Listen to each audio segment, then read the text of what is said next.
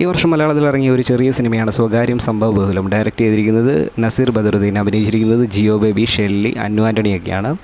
ഇത് ത്രില്ലർ എന്നാണ് ഗൂഗിളിൽ കൊടുത്തിരിക്കുന്നത്. പക്ഷേ ഇത് കണ്ടിട്ട് ഈ ത്രില്ലറാണോ ഏതാണ് ജോണറെന്ന് എനിക്ക് ശരിക്കും പറയാൻ മനസ്സിലായില്ല.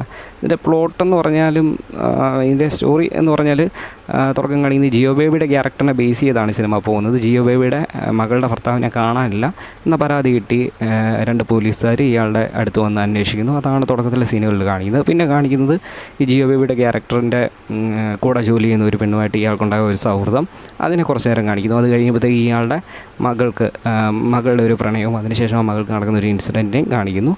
ഇങ്ങനെ ഇതെല്ലാം അങ്ങോട്ടും ഇങ്ങോട്ടും മാറി മാറി കാണിച്ചുകൊണ്ടിരിക്കുന്നു. കുറച്ച് കഴിയുമ്പോൾ കുറച്ച് വർഷങ്ങൾക്ക് ശേഷം എന്നും പറഞ്ഞുകൊണ്ട് പിന്നെയും ഇവരുടെ ലൈഫ് ഇപ്പോൾ എങ്ങനെയാണ് ഇരിക്കുന്നത് എന്നുള്ള രീതിയിൽ കാണിക്കുന്നു.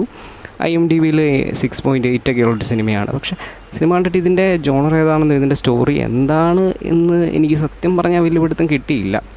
എന്തൊക്കെയോ ഇയാളുടെ ഒരു ലൈഫ് കാണിക്കുന്നു എന്നുള്ള രീതിയിലങ്ങ് പോകുന്നൊരു സിനിമ. പിന്നെ ജിയോ ബേബിയുടെ കാസ്റ്റിംഗ് തന്നെ ഭയങ്കര ഒരു വല്ലാത്തൊരു രീതിയിൽ തോന്നി. കാരണം പുള്ളി ചിരിക്കുമ്പോഴും കരയുമ്പോഴും ഏത് ഇമോഷണലാണ് വരുന്നത് നമ്മളൊരു സിറ്റുവേഷൻ ഏതാണോ അതനുസരിച്ച് നമ്മൾ ഊഹിച്ചെടുക്കണം ഇതാണ് പുള്ളിയുടെ അവസ്ഥ എന്നുള്ളത്. ആ ഒരു രീതിയിലാണ് ഈ സിനിമ കണ്ടത്. കാരണം പുള്ളി ഒരു 5-6 സിനിമകളിൽ അഭിനയിച്ചെന്ന് പറഞ്ഞാലും ഇതിലെല്ലാം ഒരേ ഒരു ഭാവത്തിൽ തന്നെയാണ് കണ്ടിരിക്കുന്നത്. അതുകൊണ്ട് തന്നെ പടത്തിൽ എനിക്ക് പ്രത്യേകിച്ചൊന്നും തോന്നിയില്ല. നല്ലൊരു സിനിമ എന്ന് ഒരാൾ പറയുന്നത് കേട്ടുകൊണ്ടാണ് ഞാൻ ഈ സിനിമ കണ്ടത്. പക്ഷേ എനിക്ക് പ്രത്യേകിച്ചൊന്നും തോന്നിയില്ല. കാണാൻ താല്പര്യമുള്ളവർക്കൊന്ന് കണ്ടു നോക്കാം. കണ്ടിട്ടുണ്ട്.